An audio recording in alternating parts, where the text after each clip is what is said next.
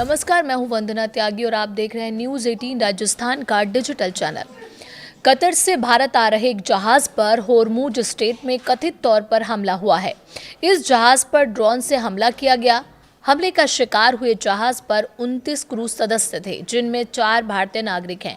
हमले में किसी के हताहत होने या पर्यावरण को नुकसान पहुंचने की जानकारी नहीं है।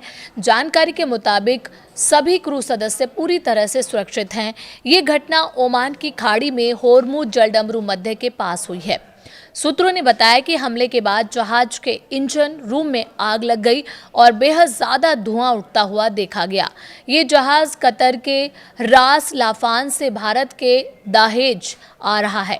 इससे जहाज का नाम LNGC अल रेकायत है, जिसे हमले में काफी नुकसान हुआ है। हमले के बाद ये स्पष्ट नहीं है कि जहाज आगे का सफर करेगा या इसमें कोई रुकावट आई है। मंगलवार 7 जुलाई का दिन होर्मुज स्ट्रेट में भारी तनाव वाला रहा है। भारत आ रहे जहाज के अलावा भी कई टैंकरों पर हमले हुए। ब्रिटिश सेना ने मंगलवार को होर्मुज जलडमरू मध्य से गुजर रहे 3 जहाजों पर हमले की पुष्टि की है। United kingdom maritime trade operations ने बताया कि जहाजों को अज्ञात प्रक्षेपास्त्र से निशाना बनाया गया। ईरान की तरफ से ये नहीं कहा गया है कि मंगलवार के हमले उसकी सेना ने किए हैं। हालांकि अमेरिका ने इसके लिए पीछे ईरान का हाथ माना है।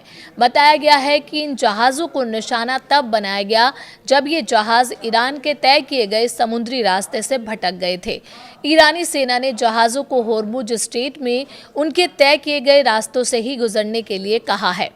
होर्मुज स्ट्रेट में जहाज़ों पर हमले का इल्ज़ाम ईरान पर लगाते हुए अमेरिका ने नए सिरे से एयर स्ट्राइक की है। होर्मुज स्ट्रेट के पास स्थित ईरान के द्वीपों पर अमेरिकी सेना ने बमबारी की है।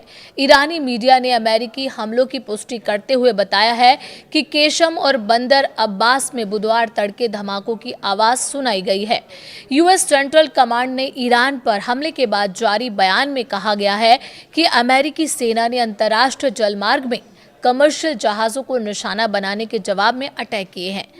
अमेरिका ने ईरान के एयर डिफेंस सिस्टम, तटीय निगरानी सिस्टम, जमीन से हवा में मार करने वाली मिसाइलों और ड्रोन लॉन्च साइट्स पर हमले किए हैं। अमेरिका ने ईरानी तेल बेचने की मंजूरी देने वाला वो लाइसेंस भी रद्द कर दिया है जो अमेरिका और ईरान के बीच लड़ाई खत्म करने के लिए हुए अंतिम समझौते का हिस्सा था। ईरानी विदेश मंत्रालय ने हमलों और लाइसेंस कैंसिल होने पर कहा है कि ये अंतरिम डील का उल्लंघन है और इससे गंभीर नतीजे होंगे। सीरिया में फ्रांस के राष्ट्रपति इमैनुअल मैक्रों की यात्रा के दौरान राजधानी दमिश्क में जोरदार धमाका हुआ। बताया जा रहा है कि मैक्रों के होटल के पास ये धमाका हुआ था। सुरक्षा सूत्रों का कहना है कि फ्रांस के राष्ट्रपति को विस्फोट की आवाजें नहीं सुनाई दी। फ्रांसीसी राष्ट्रपति ने सीरिया के राष्ट्रपति अहमद अल शारा के साथ मुलाकात की। बशर अल असद सरकार के जाने के बाद सीरिया में राजनीतिक स्थिरता आ रही थी, लेकिन इस धमाके से वहां के सुरक्षा उपायों पर बड़े सवाल खड़े हो गए हैं। सीरिया के गृह मंत्रालय ने कहा है कि इस विस्फोट में कम से कम 18 लोग घायल हुए हैं। रिपोर्ट के मुताबिक फ्रांसीसी राष्ट्रपति किसी यूरोपीय देश के पहले राष्ट्राध्यक्ष हैं जो सीरिया की यात्रा पर पहुंचे हैं। साल 2024 में अल शारा ने असद को हटाकर सत्ता की कमान संभाली है। विस्फोट की आवाज़ को आसपास के इलाके में भी सुना गया और धुएं को निकलते देखा गया। इस विस्फोट के बाद सड़कों को बंद कर दिया गया और सुरक्षा के कड़े इंतजाम किए गए।